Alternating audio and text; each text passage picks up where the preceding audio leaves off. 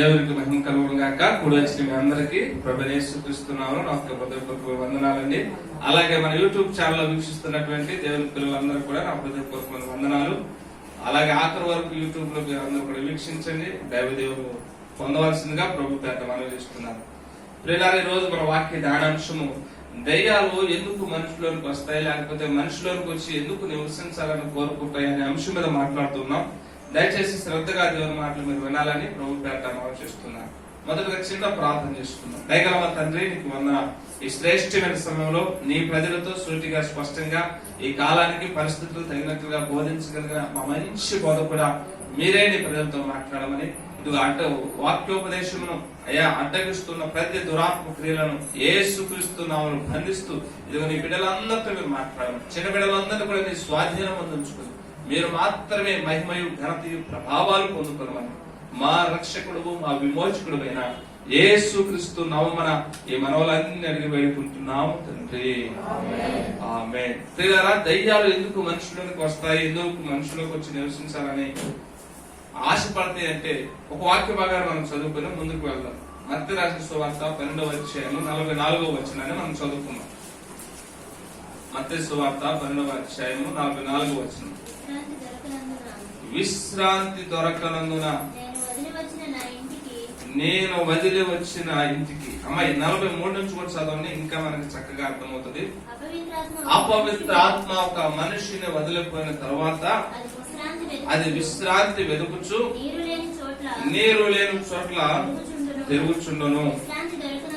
విశ్రాంతి దొరకనందున నేను వదిలి వచ్చిన నా ఇంటికి తిరిగి వెళ్ళేది అనుకుని వచ్చి ఆ ఇంట ఎవరునూ లేక అది ఊడ్చి అమర్చి ఇండుట చూచి వెళ్ళి తనకంటే చెడ్డవైన మరి 7 దయ్యములను వెంట పెట్టుకుని వచ్చును. అవి దానిలో ప్రవేశించి అక్కడనే కాపురమును. అందుచేత ఆ మనుష్యుని కడపడ స్థితి మొదటి స్థితి కంటే చెడ్డదగును. అలాగే ఈ దుష్ట తరము వారికి సంభవించునను. సరే ప్రియులారా, దెయ్యం గురించి ఒక కొత్త వివరణ మీ అందరికీ తెలియాలి. చాలా మంది దెయ్యం అంటే చనిపోయిన మనుషులు దెయ్యాలు అవుతున్నారని, చాలా మంది దైవజనులు కూడా వివేచన లేదని ఆ మాట మీ అందరూ అర్థం చేసుకుంటారు కదా. చాలా మంది దైవజనులకు కూడా వివేచన లేదు. చనిపోయిన మనిషి ఎప్పటికీ దెయ్యము కాడు. చనిపోయిన వ్యక్తికి భూమి మీద జరిగే ఏ కార్యక్రమంలో వంతులు లేవు, పాలు పంపులు లేవు అని పరిశుద్ధ గ్రంథం తెలియజేస్తా ఉంది. ప్రసంగంలో రాయబడి ఉంటుంది, చనిపోయిన వ్యక్తి అట పగబెట్టుకోడట, ప్రేమించడట. భూమి మీద జరిగే ఏ విషయానికి కూడా మరి పాలు పంపులు లేవు. మీరు అనొచ్చు, పాస్టర్ గారు పలానా సహోదరికి దయ్యం పట్టింది, లేకపోతే పలానా సహోదరికి దయ్యం పట్టింది. వాడు వచ్చి ఇదిగో మీ ఇంటి పైన ఉండేవాడిని నేను ఉరుగు పోసుకుని చచ్చిపోయాను, అందుకే ఇది ఇవ్వడానికి వచ్చాను అని అడుగుతున్నాడు, అలా చెప్తున్నాడు అంటే అది అబద్ధం. వాడు అబద్ధములకు జనకుడు, ఆది నుండి నరహంతకుడు అని బైబిల్ గ్రంథం తెలియజేస్తావు. వాడు నిజం ఎప్పుడూ చెప్పడు. జాగ్రత్తగా మీరు గమనిస్తే దెయ్యం పట్టిన వాళ్ళు 90%, దెయ్యం పట్టినటువంటి వాళ్ళు 90% అబద్ధం చెప్పి 10% నిజం చెప్తారు. 10% ఎందుకు నిజం చెప్తారు తెలుసా? ఈ 90% నమ్మటానికి, ఈ 90% నమ్మటానికి ఈ 10% నిజం చెప్తారు. కాబట్టి మనం భయపడటం వాడి టార్గెట్.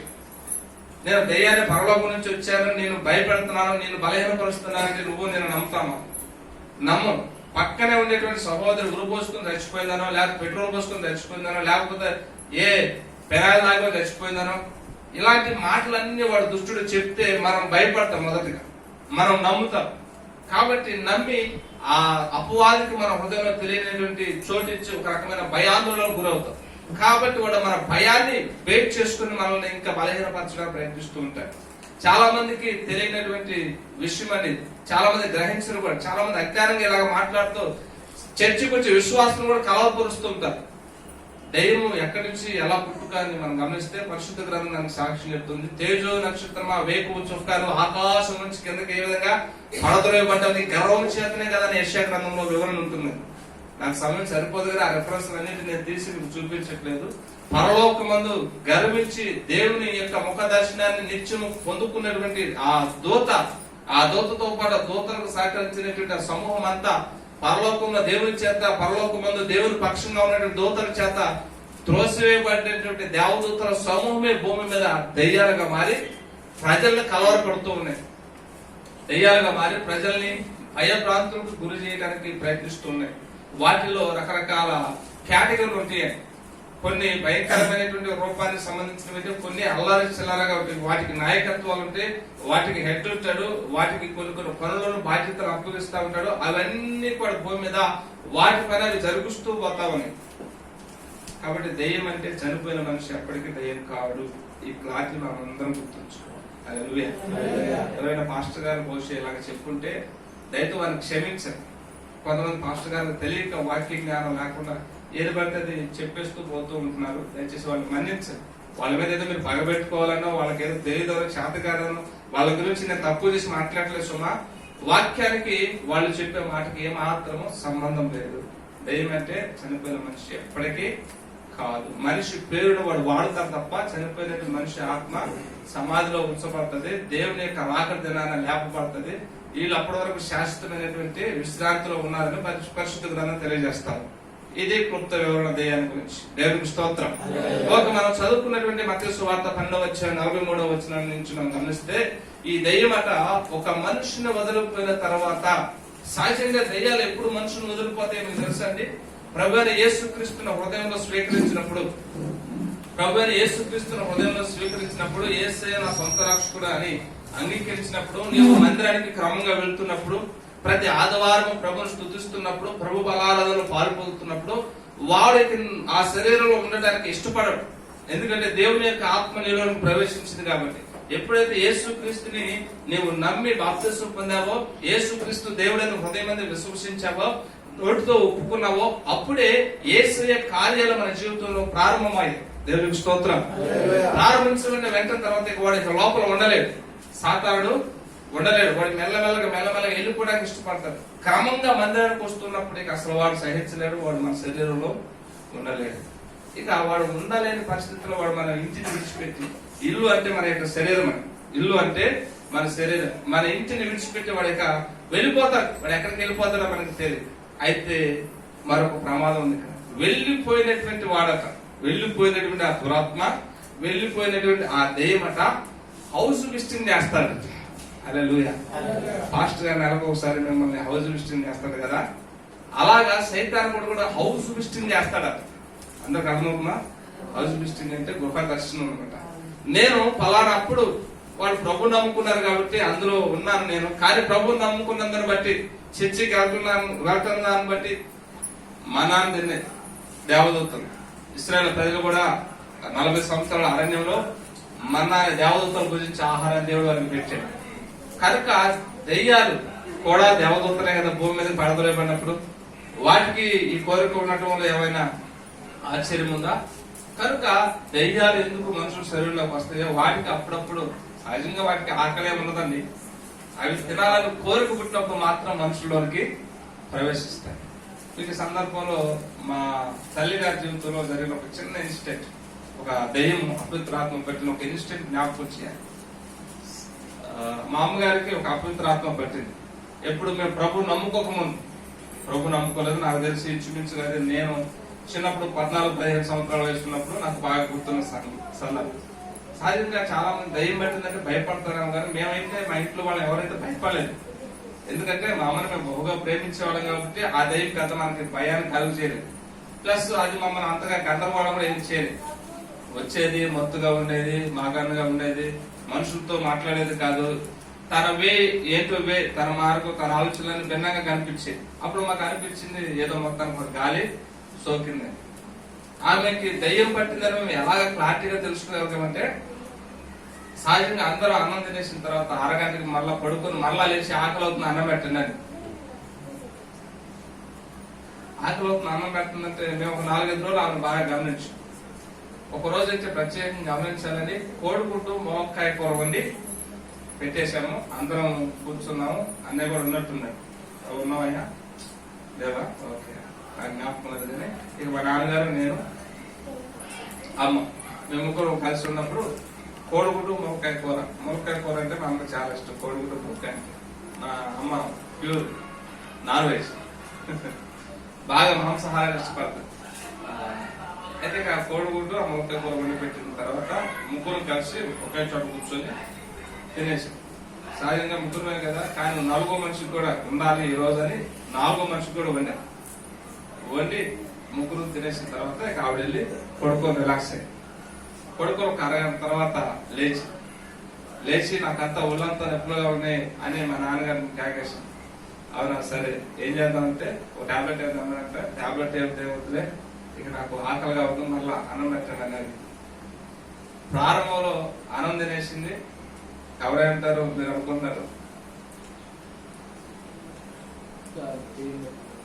ప్రారంభంలో అన్నం తింది ఎవరంటే దెయ్యం.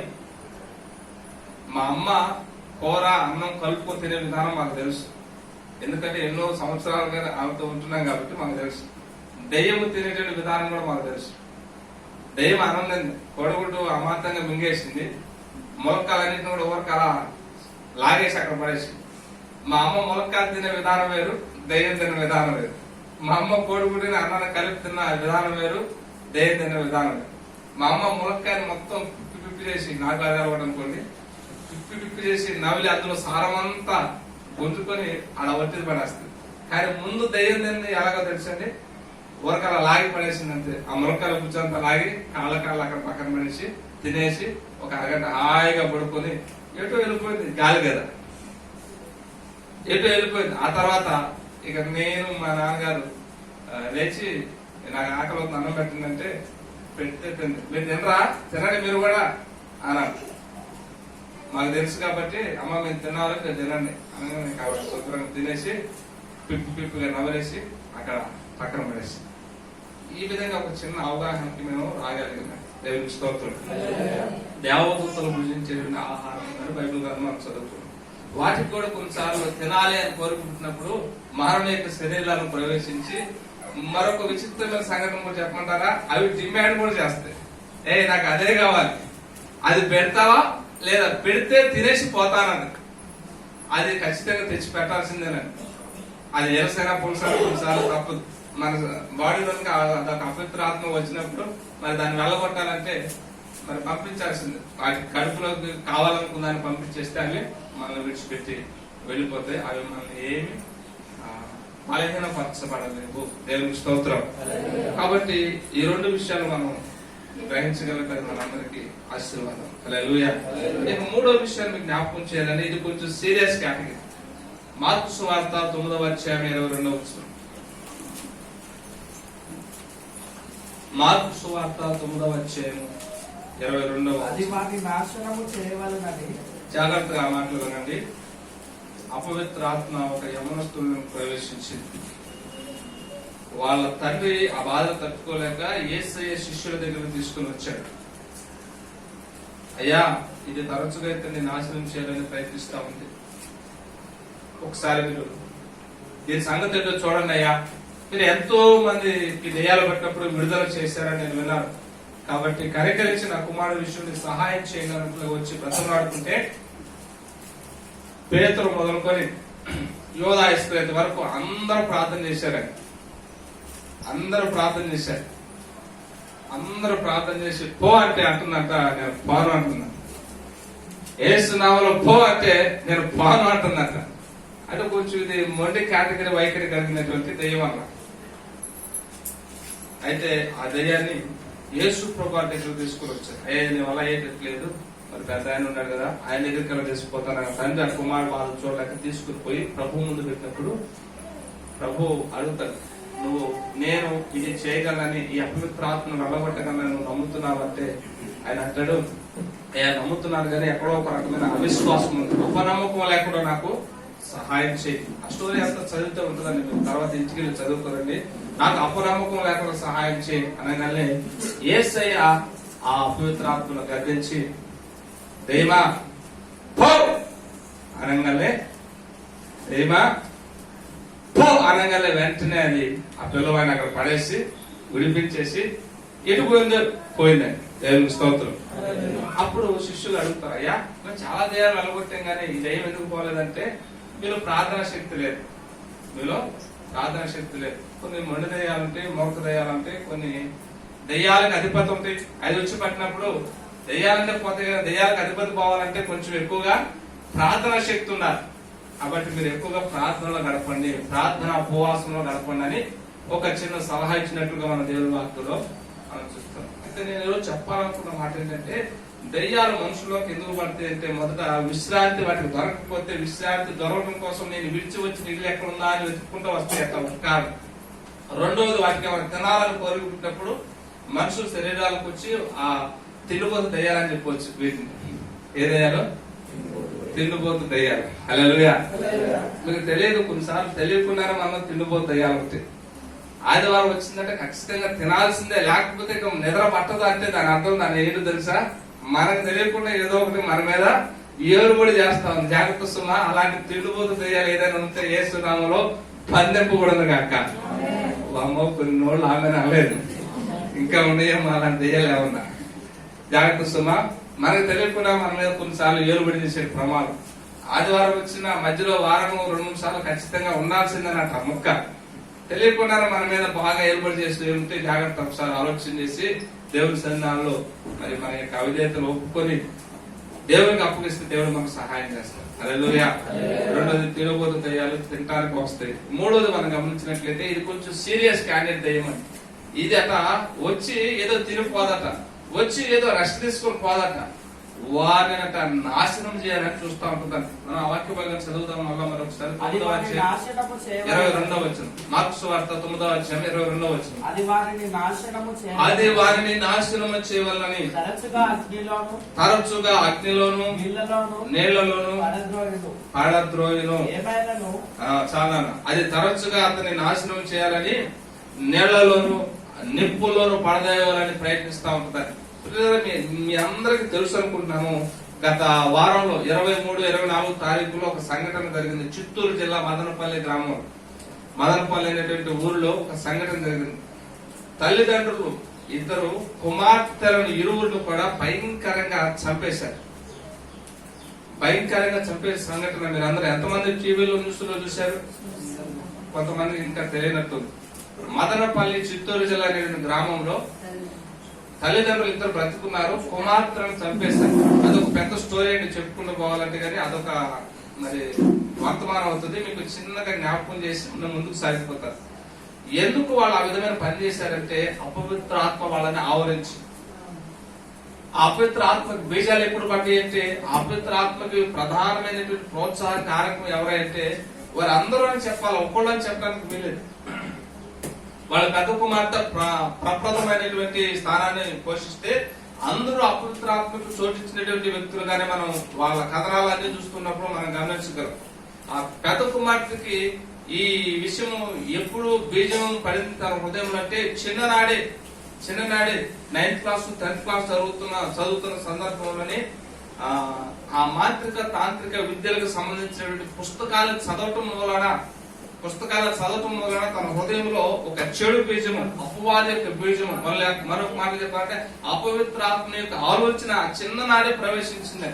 ఇక అది ప్రవేశించి అది పెరిగి పెద్దదయ్యి ఆ పిల్లకి మంచి ఉద్యోగం, ఉన్నతమైన పొజిషన్ లో ఉండినప్పటికీ అపవిత్ర ఆత్మ ఆమె మీద బాగా ఏలుబడి చేసి ఆమెని నాశనం వైపు అడుగులు వేసింది. ఎంత భయంకరమైన పరిస్థితి చూడండి.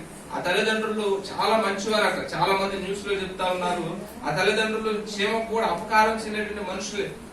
వాళ్ళు ఎప్పుడు కూడా పేదలకి సహాయం చేయాలన్న మనసు కలిగిన వాళ్ళే, ఆధ్యాత్మిక చింతన కలిగినటువంటి వ్యక్తులే.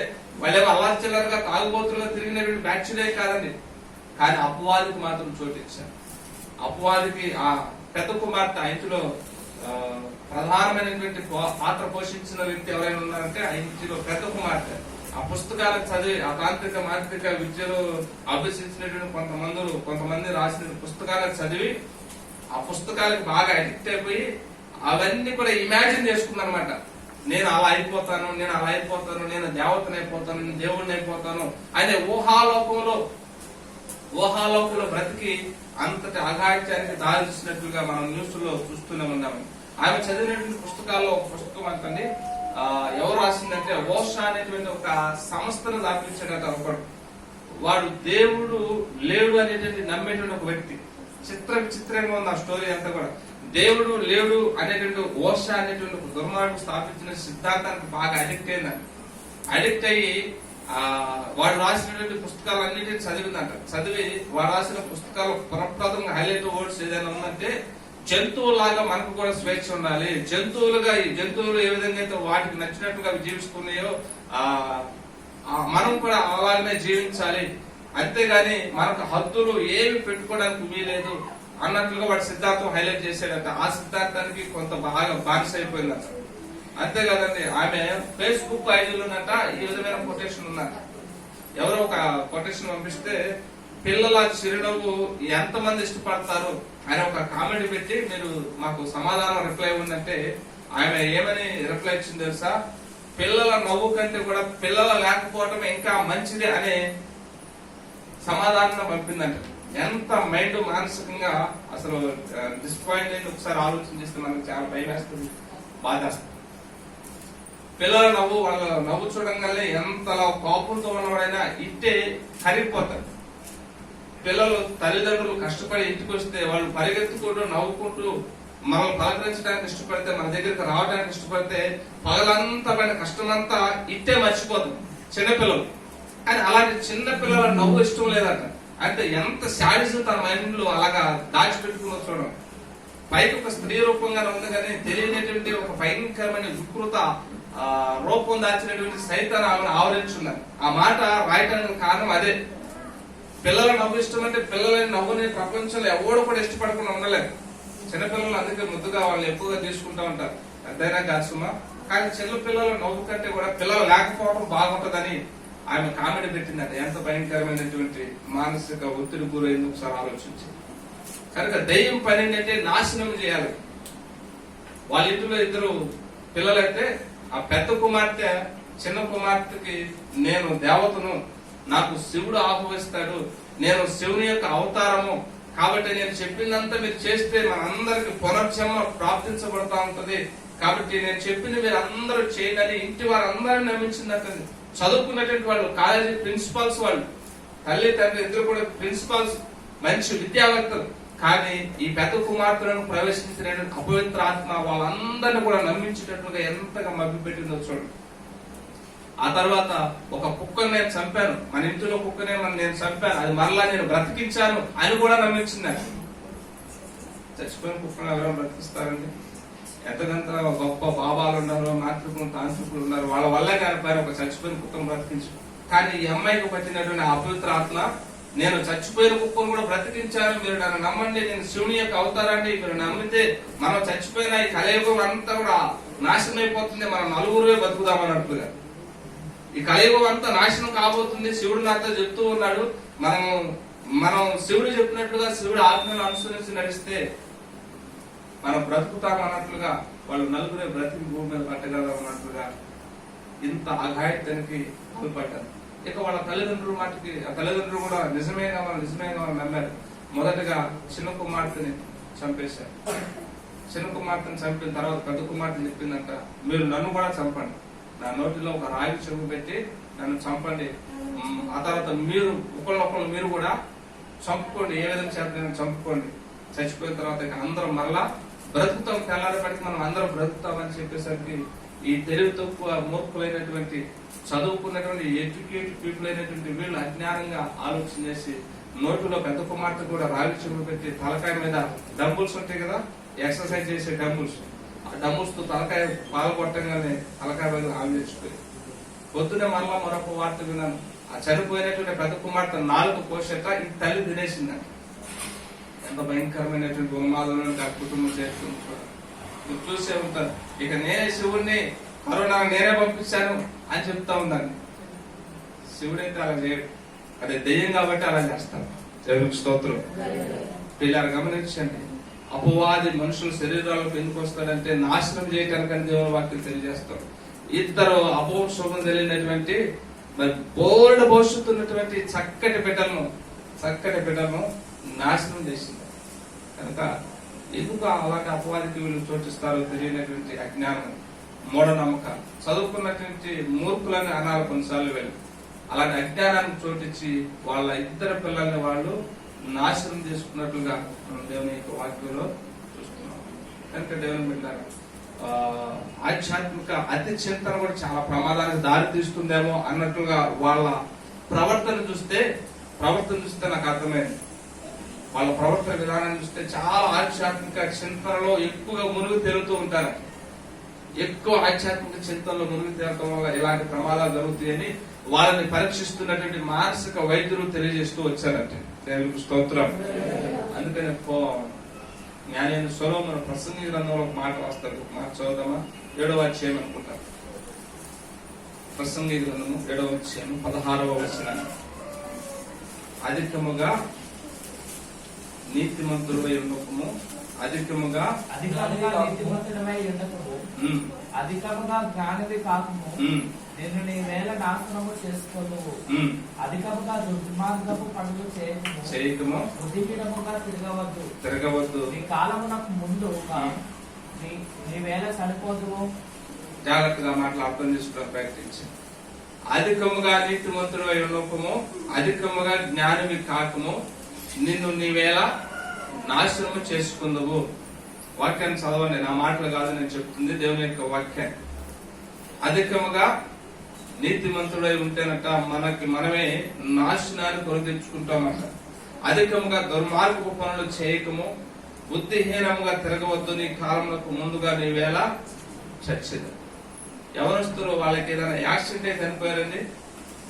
ఇద్దరు యవనస్తులు వాళ్ళకి ఏదైనా ప్రమాదవశాత్తు యాక్సిడెంట్ అయి చనిపోయారంటే ఏదో అందరు చనిపోతున్నారు, ప్రమాదం జరిగింది, యాక్సిడెంట్ అయింది, చచ్చిపోయారు అనుకోవచ్చు. లేకపోతే ఏ సునామీ వచ్చి కొట్టుకుని పోయారా, ఏదో పెను తుఫాను వచ్చింది కొట్టుకుని పోయారు, చచ్చిపోయారు అనుకోవచ్చు.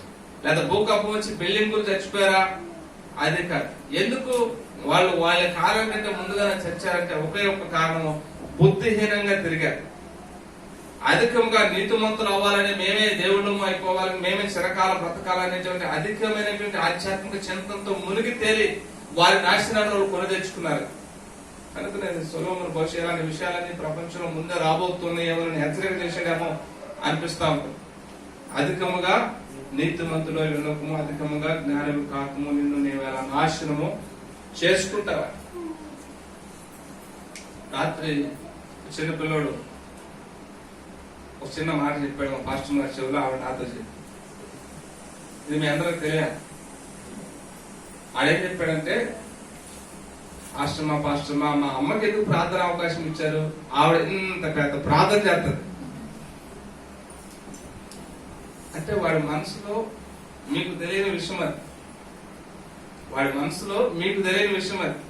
అమ్మ బాబోయ్, మా అమ్మ ప్రార్థన పుచ్చుకుందంటే వదిలిపెట్టదు రా బాబు, శాంతాలా సాగతిస్తే నాకు నిద్ర వస్తుంది, నాకు ఆకలి అవుతుంది, నేను పడుకుంటాను అన్న ఫీలింగ్ వాడదన్నమాట. అనుకుని మా అమ్మకి ఎందుకు ఇచ్చారు అనవసరంగా అన్నట్లుగా వాడికి ఏం తెలుసు, అపశుభం తెలియదు. కానీ వాడి హృదయం నుంచి నిజం బయటకు వచ్చింది. కొన్నిసార్లు ఆ నిజాలు పాస్టర్ గారు చెప్తే జీర్ణించుకోలేదు. దీర్ఘమైన ప్రార్థనలు ఇంట్లో పిల్లల ముందు చేయకూడదని వ్యక్తిగతంగా చేసుకోవాలి. పాస్టర్ గారు మీరు ఏమైనా పనులు చెప్తారా, అసలు పాస్టరేనా, నీకు అసలు వాక్యం తెలుసా, నీకు అసలు ప్రార్థన గురించి తెలుసా, ప్రార్థన చేయవు కాబట్టి నువ్వు ఇలాగా మాట్లాడుతున్నావు అనేటువంటి గుంపు కూడా లేకపోలేదు. దేవుని స్తోత్రం, దేవుడు అని దీవించును గాక. నేను ఆ మాట ఎందుకు జ్ఞాపకం చేస్తాను, అది వాడి హృదయం కనుక. కొన్నిసార్లు మనకు తెలియకుండా మన బిడ్డల హృదయాల్లో చెడు బీజాలు నాటుకుపోవడానికి కారణం ఏంటంటే ఇంట్లో మనం ప్రవర్తించేటువంటి ప్రవర్తన విధానమే. లెగిస్తే ఎప్పుడు వాక్యం పెట్టుకునేటటువంటి మహాభక్తులు లేకపోలేదు. దేవునికి స్తోత్రం. వినండి, అది మీ బిడ్డలకు విసుగు పుట్టించేందుకు కాదు సుమా. వాక్యం వినాలి, తప్పేం లేదు. వాక్యం గొప్ప గొప్ప దైవం నాకంటే యోగులు గొప్పవారు చాలా ఆధ్యాత్మిక పరిపక్వత చెందినటువంటి వారు ఉన్నారు, వినాలి. అయితే ఇంటిలో నీ బిడ్డలు ఆ వాక్యాన్ని విరక్తి చెందేటట్లుగా లేకపోతే అసహించుకునేటట్లుగా వినకూడదు సుమా. నువ్వు ఒక్కడే ఉంటే పెట్టుకుని ఊరేడు. కానీ పిల్లలు ఉన్నప్పుడు మాత్రం వాళ్ళ ఇష్టాలు కొంచెం గ్రహించి వాళ్ళ ఇష్టాన్ని నెరవేర్చుకోవడానికి కొంచెం స్వేచ్ఛనే వాళ్ళ ఇంటిలో. దేవునికి స్తోత్రం. మాకు మన ఇంట్లో అదే ఫైటింగ్ జరుగుతూ ఉంటుంది. దేవునికి స్తోత్రం. మీకు చెప్తున్నాను కానీ మా ఇంట్లో కూడా ఇలాంటి ఫైటింగ్ జరుగుతూ ఉంటుంది. కొన్నిసార్లు వాళ్ళు స్వేచ్ఛకు వదిలేస్తాం. వాళ్ళకి నచ్చిన పాస్టర్ గారి వాక్యాన్ని వాడు వినమని చెప్తా ఉంటాం. వాడికి నచ్చిన వాడు పాటలు పాడుకుంటాం. కానీ సంఘంలోకి వచ్చినప్పుడు అందరికి వచ్చిన పాటలు అందరూ ఎక్కువగా పాడుకున్న పాటలు పాడమని ప్రోత్సహించుకుంటూ ఉంటాం. ఇది ప్రతి ఇంట్లో ఉండేటువంటి పరిస్థితి. దేవునికి స్తోత్రం. కాబట్టి ఈ సందర్భంలో మీకు ఏం జ్ఞాపకం నేను ఆశపడుతున్నానంటే, మన ఇంటిలో పరిస్థితులు మనం కొంచెం అవగాహన చేసుకొని మనం ప్రార్థించగలిగితే అది మనకు ఆశీర్వాదం. అధికముగా నీతిమంతుడవై యుండకము అని చెప్తే బహుశా వీటన్నిటికీ ఈ మాటలు ఉపయోగపడుతుందని. అధికంగా నీతిమంతుడవై యుండకము, అధికముగా జ్ఞానివి కూడా కాకుము అని వాక్యం చెప్తుందని. చిన్నప్పుడు బాగానే ఉంటుంది, చిన్నప్పుడు బాగానే వింటారు, చిన్నప్పుడు బాగానే లోపడతారు. ఇది 10 సంవత్సరాలు 12 సంవత్సరాల లోపు. ఆ వయసు దాటిపోయిన తర్వాత వాళ్ళకి స్వేచ్ఛగా ఆలోచన చేసి ఆలోచన జ్ఞానం కలుగుతారు. చిన్న పుట్టగానికి ఆ మనసు వచ్చిందంటే పెద్దోళ్ళకి రాదండి. వాళ్ళ ఆలోచన వాళ్ళ ఆశలు చాలా ఉంటే ఉండవచ్చు, అవన్నీ కూడా మనము ఆలోచించగలుగుతారు మనకు ఆశలు. అది జ్ఞానం. ఆ జ్ఞానాన్ని పక్కన పెట్టేసి నా మార్గాన్ని నేనే సాగిపోతాను, నాకు నా దేవునికి ఎక్కువ సంబంధం ఉండాలి, సహవాసం ఉండాలి, అధిక జ్ఞానంతో నింపబడ్డావా, అదట నాశనానికే దారితీసిందని. అధికముగా నీతిమంతుడు అయి ఉండకు, అధికముగా జ్ఞానవి కాకము నిన్ను నీవేళ నాశనం చేసుకున్నావు. అధికముగా దుర్మార్గ పనులు చేయకము, బుద్ధిహీనముగా తిరగవద్దు, నీ కాలమునకు ముందుగా నీవేళ నాశనం చేయడానికి దయ్యం మనుషుల శరీరంలో ప్రవేశించి అపోసొమ్ము తెలియని ఇద్దరు బిడ్డలు చదువుకున్నారంటే బాగా చదువుకున్నారు. ఏఆర్ రెహమాన్ గారి యొక్క ఇన్స్టిట్యూట్ లో సంగీతం నేర్చుకుంటున్నారు చిన్న కుమార్తె. పెద్ద కుమార్తె కూడా ఒక ఉన్నతమైన జాబును సంపాదించిందంట బెంగాల్ ప్రాంతంలో, మధ్యప్రదేశ్ లో ఉంటుంది అనుకుంటే బెంగాల్ ప్రాంతంలో మంచి ఉన్నతమైన ఉద్యోగాన్ని సంపాదించుకుంది. కానీ వాళ్ళ కాలానికంటే ముందుగానే చనిపోవాల్సిన పరిస్థితి. తల్లిదండ్రులు ఇద్దరు మానసిక స్థితి సరిగా బాగలేదని హాస్పిటల్ తీసుకుపోయి రకరకాల టెస్టులు చేస్తున్న పరిస్థితి. దీని అన్నిటి కారణం దయ్యం. హల్లెలూయా. దయ్యం మనుషులను నాశనం చేయడానికి మానవ యొక్క శరీరంలో ప్రవేశించి ఇద్దరు శరీరాన్ని నాశనం చేసింది. కనుక మనం ఈ విషయాలన్నింటినీ అవగాహన చేసుకోగలిగితే మనకి ఆశీర్వాదం. హల్లెలూయా. ఇక చివరగా దయ్యాలు కొన్నిసార్లు కీడే కాదండి, మేలు కూడా చేస్తాయి. దేవునికి స్తోత్రం. అపోస్తలుల రాసిన కార్యము 16వ అధ్యాయము 16వ వచనం నుండి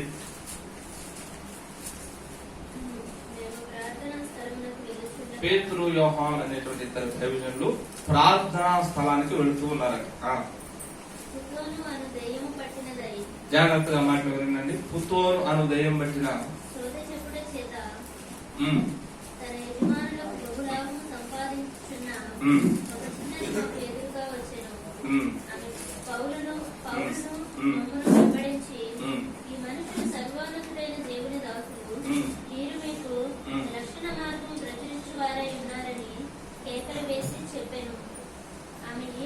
అనేక జన్మలు చేయుచుండెను కనుక పౌలు వ్యాకులపడి దాని వైపు తిరిగి నీవు ఈమెని వదిలి పొమ్మని యేసుక్రీస్తు నామమున ఆజ్ఞాపించుచున్నానని ఆ దయ్యముతో చెప్పెను.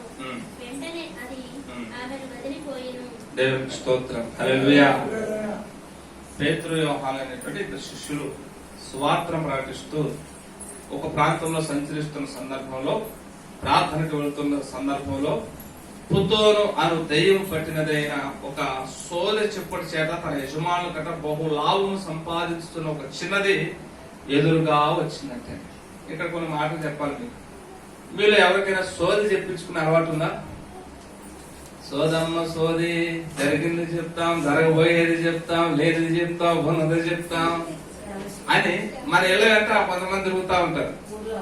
ఊళ్ళో అయితే ఒక బుట్ట ఒకటి సంకలో పెట్టుకొని ఒక చేతిలో ఒక కర్ర ఒకటి పెట్టుకొని ఇక నుదుటిన వాళ్ళకు ఉండేటువంటి ఉంటాయి కదా పెట్టుకొని ఇల్లు తిరుగుతా ఉంటారు. మనం కాస్త చాటలో కొన్ని బియ్యం వేస్తే ఆ బియ్యం తీసుకుంటారు, ఇస్తే ఒక చీర ఏదో తీసుకుంటారు, కాస్త పుస్తకం డబ్బులు ఇచ్చినా కూడా తీసుకుంటారు. అది నా చిన్ననాటి దినాల్లో నా ఎక్స్పీరియన్స్. ఇప్పుడు పరిస్థితులు ఎలా ఉన్నాయో నాకేం తెలియదు, కానీ సోది చెప్పేటువంటి వాళ్ళు ఆ టైప్. అలాగా సోది అంటే కేవలం అదే అనుకోమాకండి. జాతకాలు చూపించుకోవడానికి పోతాం కదా కొన్ని సందర్భాలు. అమ్మాయికి అబ్బాయికి పెళ్లిళ్ళు చేయాలి కదండి, పెళ్లిళ్ళు చేయాలంటే జాతకాల ప్రకారం చేయాలి కదా. అమ్మాయి ఏమైందో అబ్బాయి ఏమైందో చూడాలి కదా. అబ్బాయి దొనిపోతుందంట, అమ్మాయి ఏ అడ్డగాడిద అయిందంట. క్రైస్తవులైనటువంటి వారే నాకు కూడా చూసారండి, మీరేం బాధపడమాకండి. దేవునికి స్తోత్రం. అంటే ప్రారంభ దశలో యేసుప్రభు 2003లో నమ్ముకున్నాం. 2003లోనే ఈ సంఘటన కాబట్టి మాకు అంతగా యేసుక్రీస్తు గురించి తెలియదు కాబట్టి మా అన్ని సాంప్రదాయాల్లో అలాగే వెళ్ళాం. పంతులే ముహూర్తం పెట్టాడండి, నేనేం బాధపడమాకండి. యూట్యూబ్ లో వీక్షిస్తున్న సహోదరులారా, మీరు బాధపడమాకండి. పంతులు గారే మాకు ముహూర్తం పెట్టారు, పాస్టర్ గారు మాత్రం పెళ్లి చేశారు.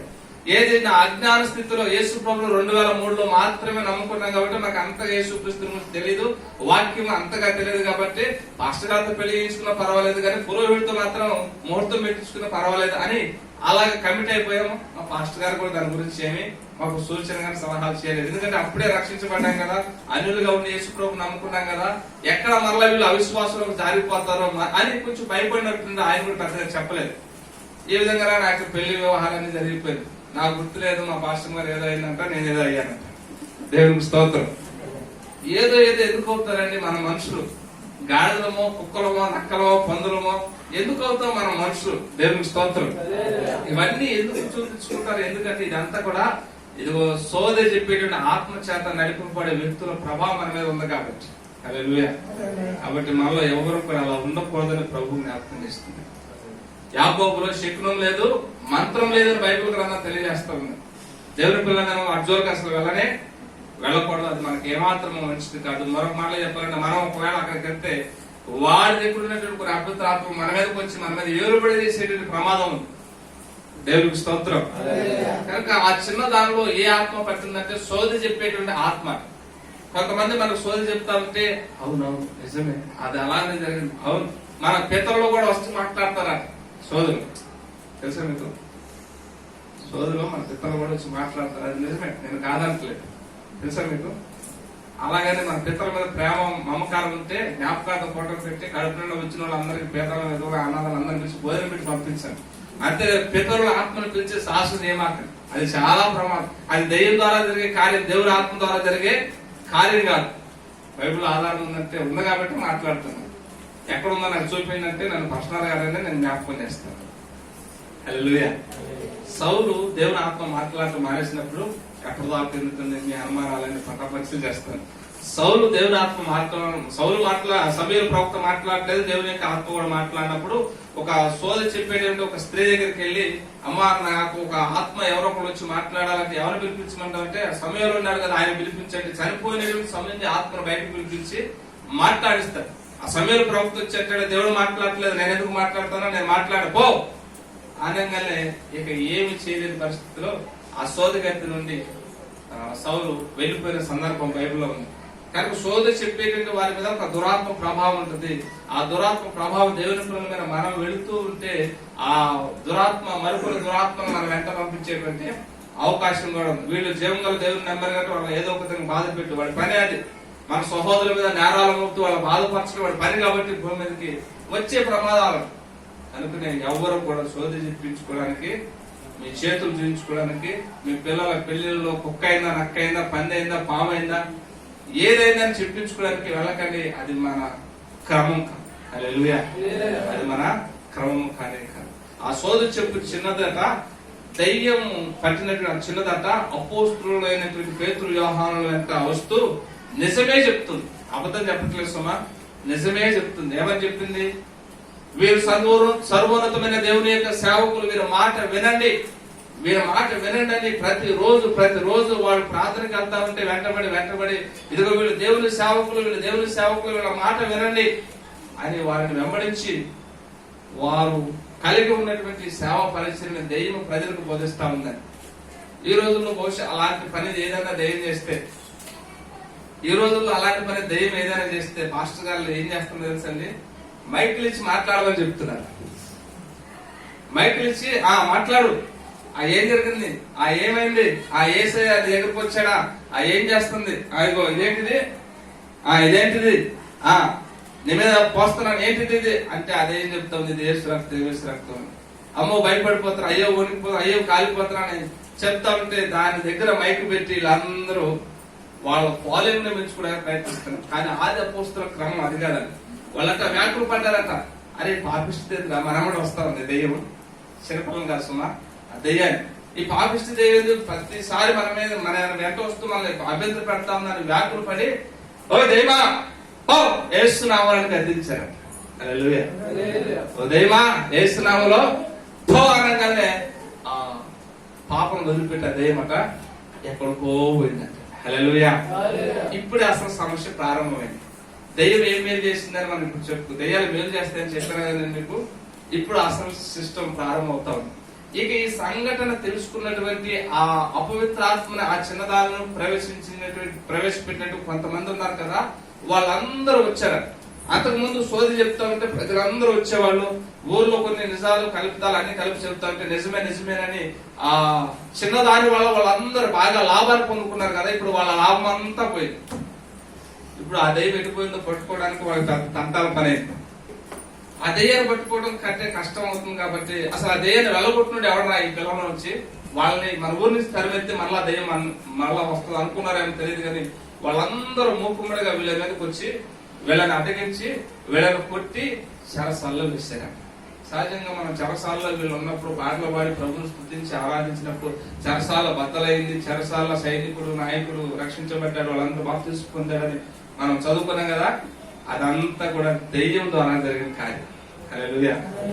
అదంతా కూడా దెయ్యాన్ని వాళ్ళు ఎల్లగొట్టడం మూలన, ఆ దెయ్యానికి అధిపతులుగా ఉన్నటువంటి మనుషులు ఇతరులు వీళ్ళని పట్టి చెరసాల్లో వేసినందు మూలన వీళ్ళు చెరసాల్లో కూడా సువార్త చెప్పకుండా ఉండలేదు, చెరసాల్లో కూడా పాటలు పాడకుండా ఉండలేదు, చెరసాల్లో కూడా ప్రభువును కనపరచకుండా ఉండలేదు. అందుకే ఒక పాట పాడుకున్న ఆరాధన పాటలు, చెరలోనైనా స్తుతి పాడుచు మరణము వరకు నిన్నే ప్రకటించెదా, చెరలోనైనా స్తుతి పాడుచు మరణము వరకు నిన్నే ప్రకటించెదా,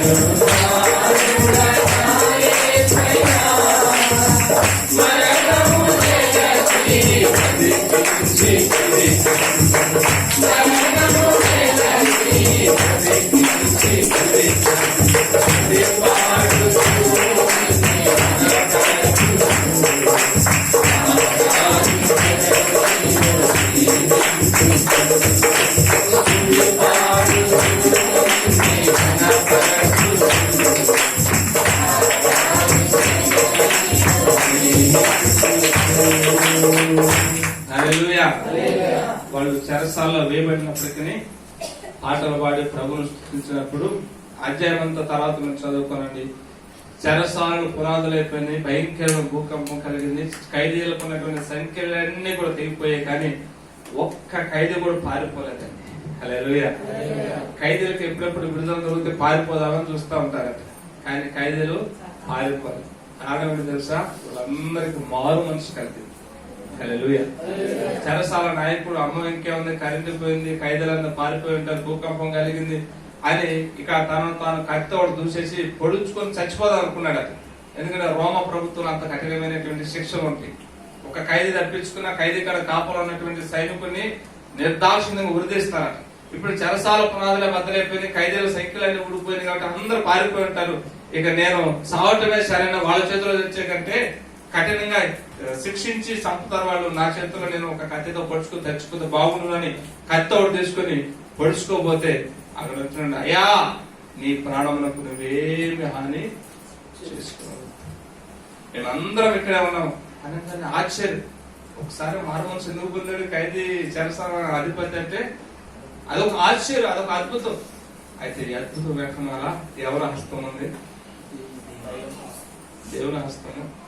కానీ దెయ్యం కూడా తోడుంది, మేలు చేసింది. హల్లెలూయా. ఆ దెయ్యం కనుక వాళ్ళు వెంబడించకపోతే ఆ దెయ్యాన్ని వాళ్ళు బంధించేవాళ్ళు కాదు.